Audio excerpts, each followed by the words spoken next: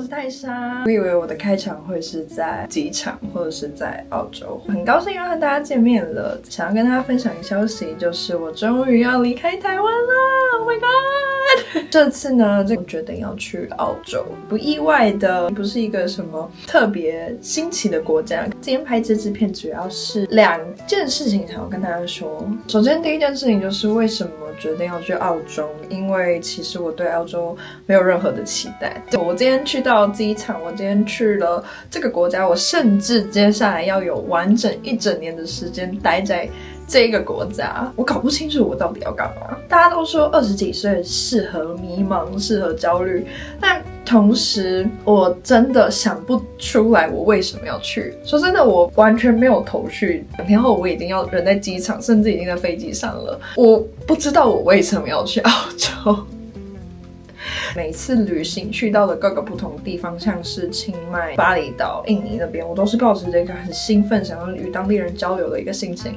但是这次要去澳洲了，我的感觉是我要去另外一个县市，好像我要搬去花莲一样。因为其实从大学开始到现在，我移动了非常非常多遍，像是我去花莲读书，然后回来台北，甚至最后决定休学回来台北读台北大学。我到今年6月才算真正的毕业，所以其实以整个升学到就业的这一条路上，我算是一毕业就去澳洲。我觉得在台湾生活的非常的局限，如果你想要把台湾玩的有趣，你要非常舍得花钱。尤其我在台北生活，在台北生活的感受是非常的压抑。我觉得那种压抑的感觉是，以前我都会觉得说出国干嘛，待在台湾不好嘛。甚至那时候刚从欧洲回来的时候，我就觉得天啊，台湾真的是太棒了，太便利，太舒适了。我以为我会非常享受在这里的生活，因为我从国外回来以后变得更知足，我知道这里的更安全、更便利。我甚至包包开的坐捷运都不会有人偷，然后去咖啡厅把电脑放在桌上，回来它还在。我觉得这种感受是，如果你真的没有亲自去欧洲体验过那种紧张感的话，你没有办法感受到台湾真的就是一切都是这么的顺畅。但我后来发现，其实我很享受那种紧张感，我很享受自己在一个陌生的环境，然后接受各种不同文化的冲击。我觉得这一切好像都这么的顺其自然，我一眼望去就可以看到自己50年后的样子。就是这里非常的安全，医疗保健非常的发达，所以在这样子完善的体制下，其实这里非常适合养老。我说真的，我觉得整个台湾，尤其我当时有到台南生活4个月的时间，其实那时候毕业我就立刻搬到台南。其实说真的，我在台北的住宿不错，房子很大，也很感谢我父母提供我这么好的一个居住环境，一切都很美好。但你就是这么的不开心，就是觉得这么的压抑，你就会觉得说不行，我真的要出去。尽管住在12欧的那种青年旅馆，连窗帘都没有的房间里面，回忆到那时候的感觉，都比现在还要兴奋跟开心。我不知道是不是因为各种的环境还有文化，我自己是一个非常喜欢文化冲击的人，然后我觉得我在台湾、台北感受不到，因为我觉得大家都在比较，不知道为什么我遇到的人每个人都是带着比较的心理，没有到是一个非常高敏感的人，但我可以感受到每一次的聊天过程当中参加的活动，也许是我的缘分遇到的这些人，我回过头来，我宁愿一个人。我遇到的朋友都很好，我遇到的人也都很棒，他们都有各自的成就，各自想要去完成事情，但是我就是觉得不对。以现在大家流行的 MBTI 来说，我觉得我不是一个I人，因为我很享受跟大家互动交流的过程，但是我就是觉得在台湾参加这么多的活动里面，那个感觉就是跟在国外你去接触到不同文化背景、不同国家交流当中，那个感受是截然不同的。我英文没有很好，我也不是出口成章的人，我连一番成就都还没有达到，所以其实在有限的英文能力里，我跟别人的交流，甚至你也不会他国的语言，我的交流也都是有限的，但那个感受我真的无法形容，就是截然不同。回过头来讲，为什么会去澳洲？因为我觉得我自己其实蛮笨的，我不是一个会先准备好才去做一个重大决定的人，我想好了我要做什么样的决定，然后我也想好了我该怎么准备，我就会先断掉让我觉得不舒服的这一个环境。就是当时觉得说真的在花莲待不下去了，就觉得说好，我现在知道要怎么准备考另外一所大学，我也实际正在做这些事情，我还没有获得那个结果，我就先结束了我不喜欢这边的这个环境。对我而言，因为我没有办法接受在一个环境中一直受到欺负，就是它不是实际的欺负我，是在这个环境里我感受到非常的不舒服。在花莲的时间前2年非常的快乐，后来我发现我可以获得更好的东西，我也想去追求更好的教育环境，甚至是整个大学的氛围，还有可以获得的资源，所以我就想尽办法的回到台北。当然已经4-5年过去了，当时的感受其实非常的强烈，就是每天考试啊，准备，然后读书，各个朋友都已经在工作的过程当中，我还是一个学生。因为后来出国交换的关系，然后回来台湾继续修学分，然后又被当这大概是我意料之外的事情，因为那段时间非常不喜欢去学校，所以我就非常的不专心。中间有一段空白的学期，我还去工作。我待的公司其实一直都不是很顺利，因为我的工作其实都不难，但是我是一个很喜欢挑战新事物的人，但是我又是一个不那么会读书的人，所以我学历其实不高。你说我的经历吗？很丰富，然后甚至现在老板也会去看 IG 了，上面的东西过于多彩多姿了，导致我其实常常不被看好，会觉得我是一个脱缰的野马。我自己的生活喜欢朝那方面去发展，但是在台湾是非常不吃香的。那时候刚好这间公司其实经营不善，可是我跟同事的感情其实都还不错，然后我自己是想要先行离开，但是其实我的同事有跟我说，其实如果你忍到最后是还有资遣费，甚至有后面的失业补助之类的。但是呢，自己爱面子，我觉得读书有差，读课外书有差，因为你会领悟到很多事情是原来世界有这样另外一个运作方式，因为你读的书可能是译者会翻译的一些国外工具书，那就发现说哦，原来在台湾的这个环境跟体系当中，就算你没有到国外去生活过，你也知道这样子是可行的。我养成读书的这个习惯是在我休学的那段期间，因为休学那段期间一定要读很多的书，因为你必须要重考一间大学。那么你不想要读书，可是你人却在图书馆，然后又强迫自己要阅读的时候，我就会去找一些课外书来看。所以那个时候刚好养成了我这个习惯。所以人生当中你的这一段磨练是在你预料之外的。就像我其实不是一个很喜欢读书的人，但是我必须要读书，我才可以去获得我想要的东西。在你有了一个这个目标跟这个未来的想法的时候，你必须要经历过这些磨练，而且这些事情是你获得了这个成果前必须要经历的考验。回到我刚刚说一毕业我就去台南，那么为什么会选择台南呢？其实就只是一个因缘机会下觉得台南很不错，很多吃的，就毅然决然的搬下去了。我自己会去这么多远的地方，因为我知道我永远有一个家可以回来。对我来说这里是安全的港口，我随时都可以回来，那我就可以去更远的地方。那既然我想要有一些改变，那我就直接到南部去工作。中间其实也经历了非常多的家庭革命，也有很多事情的沟通跟争吵，但我还是毅然决然的想要搬下去生活看看。因为我觉得既然我没有办法到国外生活，那我先到台南生活看看。我那时候就2个想法啦，一个就是我要么就出国，要么就先去台南。那对我来说，现在我有一份工作确定了，然后我也有在找租屋处，加上语言又是比较通的状况下，那我先尝试到台南换一个环境，先一个人生活看看。其实那段时间非常的快乐，后来是因为跟公司的理念不太相符，我觉得我做的这些努力也都没有白费，那是一个截然不同的感受。当你是交换生的时候，你用的是爸妈的钱，你当然也会想要省钱，但同时呢，你会比较没有那种不确定感，你自己去确认居住的环境，你自己确认你自己的金钱状况，你自己有一个收入来源，所以是完全依靠自己的情况下，是一个全新的体验，很刺激，很享受，同时会有一点挣扎。所以这段过程学到非常非常多事情。接下来我不知道会不会有将近1年的时间待在那边，其实我也很害怕钱烧光了我就这样回来了。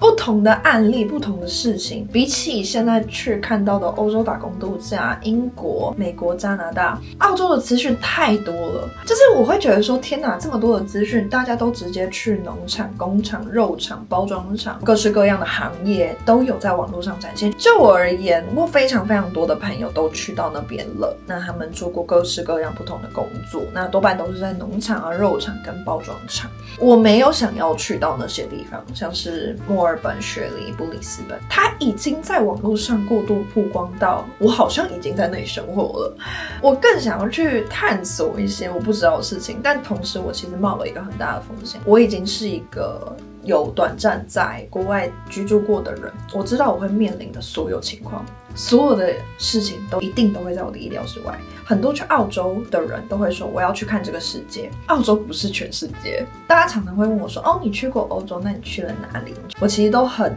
保守的说，哦，我去过不少地方。因为对我而言，我去到那个国家，我就只是去它的首都，我就去它的观光景点，我就是去看这个地方为什么受到欢迎，就这样。我没有深度的去跟当地人交流。其实7个月的时间，我确实当时抱着我能多踏一个国家就去多一个国家，那我也的确达成了这样的目的。但是我后来发现，因为我后来又多留了1个月在德国柏林那边，踏出了第一步，就是尝试跟居住在那边的人聊天交流。那时候的英文程度其实没有很好，所以其实我很害怕跟外国人聊天。确实它让我打开了另外一扇窗，所以那个时候回来之后，我其实很努力的想要跟外国人交流。但是在跟外国前男友分手后的这段期间，几乎不想要认识任何台湾的外国人，因为台湾的外国人我的形象跟气质，我遇到的我没有很喜欢，加上他们在台湾的工作比较简单，但获得了很好的福利待遇。台湾人对于外国人的态度，跟我跟台湾人的态度就完全不一样。这全世界适用。其实我在国外的时候，如果我跟台湾人走在一起，我们一群台湾人的态度，跟我跟白人走在一起的态度是截然不同的，有好有坏。其实我有种很不可思议的感觉，就是哦，我下礼拜要去澳洲了。网络上很多人在说，哦，什么鼓励还年轻啊，多出去走走啊，然后去环游世界，不用花很多钱。要花钱，好吗？要花的钱很多，因为任何事情发生，最好解决的东西就是钱。如果你今天没有钱在身上，我跟你讲，那个情况会非常的难看，而且你会不知所措。我还没有遇到这种情况，我也不想要遇到。但我在国外生活这段期间发现，很多的事情会有点小吃亏，因为我们可能台湾人我觉得都比较善良，亚洲人我不知道，我也不敢以偏概全，但是我们都可能觉得啊，多收300块没关系啦，那些都是可以去争取的。但是如果说你今天真的遇到一个非常紧急的状况，甚至被罚票啊，或者是交通出了什么意外啊，或者是说你今天飞机 delay 或换票不行，或甚至没有任何的认证，我跟你讲，钱是真的是最好解决的。澳洲的准备过程非常的容易，你只要准备好财力证明，执行去申请的动作，做好健康检查，你就可以出发了，因为它申请下签的速度非常的快。讲真的，年轻的时候，如果你想待在台湾，你就真的可以好好待在台湾。我没有鼓励每个人都出去，因为我知道每个人想获得的成就不一样。如果我今天没有要出国，我的心之所向不是环游世界，我心之所向不是想要去多看一个国家，多走一个世界。我今天会在台湾非常努力的创业，或者是成就我想成就的东西。我身边有非常多的朋友，其实他们想要自己创品牌，自己想要努力赚钱，做出一番成就。他其实说不定对国外是一点向往都没有的人，所以我不会鼓励所有人都去做，但我鼓励所有的年轻人一定要去做你想做的事情，而且现在立刻就要去做，因为你未来会有非常多的担忧。其实今天到我这个年纪，大学毕业以后差不多4到5年左右，你今天看着各自越来越忙的时候，你会发现你可以快乐的时光变得非常的少，你可以运用的力气身心灵都是变得越来越少，因为你会越来越没有动力去做你想做的事情，你会被生活消磨到你觉得这样就好了，你也不会想要去改变任何事情，因为你觉得你根本就没办法。但是这一切都是过程，因为你现在开始做之后，你才可以成就未来的事情。你不知道未来会发生什么，或者是说你会不会成功，这是完全正常的事情。因为我现在就连我现在拍这个影片，我这一路来断断续续的拍这些影片，有些人专业的人可能会觉得啊，因为你没有持续的在拍，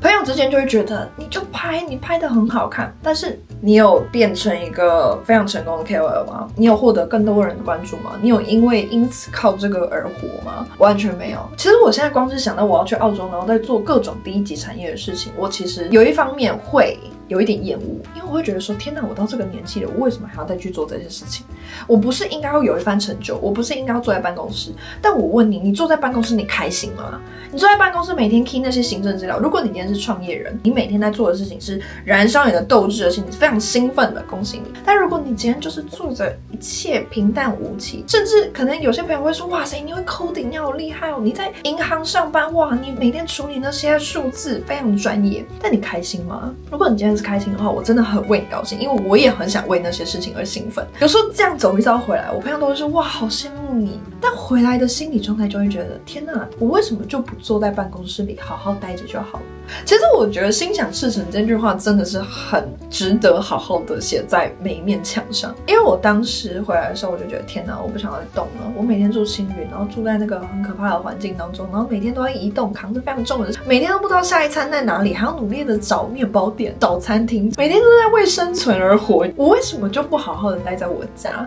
一个非常好的居住环境，每天都有衣服穿，甚至还可以偶尔花一点大钱去高级料理餐厅，每天就是两点一线啊，什么都不用考虑啊，安全也很安全啊，我为什么要这样做？每个人都有心之所向，那当你想什么时候都会实现。因为这2年我就过得非常平淡无奇的生活，说真的，真的是平淡无奇。我觉得非常的意外，也非常的难过，因为我自己最终去澳洲的想法就是，说不定真的可以存到一笔钱，说不定真的可以活得比较开心。可能3、4年前的我会觉得说，哇塞，太棒了，我现在要去澳洲，我一定要赚大钱，我要遇到好多人，我要认识好多人。但我现在没有，我现在就是平平的去，我不知道我会怎么样的回来。从以前到现在，我就觉得说，天哪，出国就是赞，我英文一定会变超好，我一定要跟超多人交流，然后我一定受到各种改变。但是我会变成什么样的一个人，我完全不知道。我可能就是一个青旅旁边床的一个朋友，或者是说今天走在路上遇到一位爷爷之类的，很神奇的故事都会发生。那么我也会记录在这里跟大家分享。